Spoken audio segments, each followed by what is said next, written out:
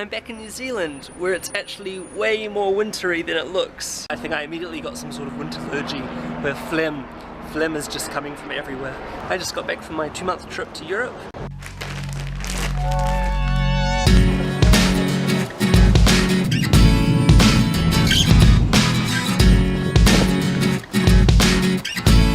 See my acrobat / scientist girlfriend Leslie.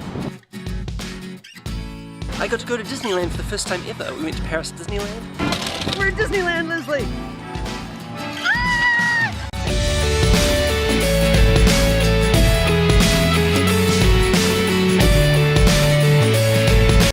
I liked it lots.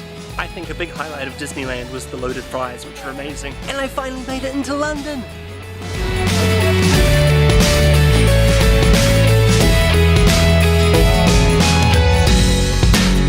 UK let me in, despite the fact that last time they put me in a small prison and deported me.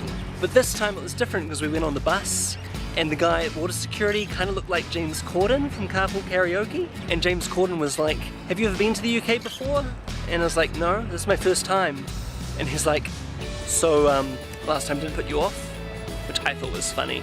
So after a while my mum came over to join me and Leslie in Brussels. It was her first time seeing it. And Leslie and my mum have a very close relationship. And then we got to go to Oxford, which I wanted to go to for so long. We went to the Eagle and Child, which is the pub where C.S. Lewis and J.R. Tolkien originally met up with their creative writing group. And they called it The Bird and the Baby. So I did write a tiny bit of book 3 there, just so I can say that the Shadows series was written where Narnia and Middle-earth were all conceived. We went to Paris together. And I introduced my mum to Airbnb, and our room was sort of Harry Potter cupboard under the stairs. So then Leslie and I had to do the emotional goodbyes. The zebrafish that she works with for work purposes, if they decided to breed that day, Leslie wasn't sure she'd be able to see me off. And it's kind of funny that my romantic life entirely depends on the 6 lives of fish. But she came to the train station and she saw me off. And now I'm back in New Zealand. With all the busyness over in Europe, I didn't get to do that much writing. I got a lot of inspiration though.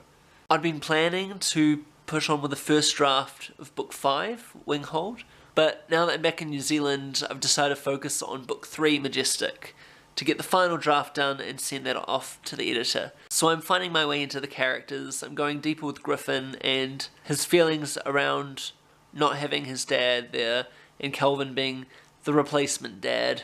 As soon as I can have a nice solid copy of book 3 on the shelf, I'll feel like I'm getting closer and closer to having all the books ready for you guys, so I can release them all close together and we can have giant parties with lots of apple crumble, I hope. Thanks for watching, and I'll talk to you next time.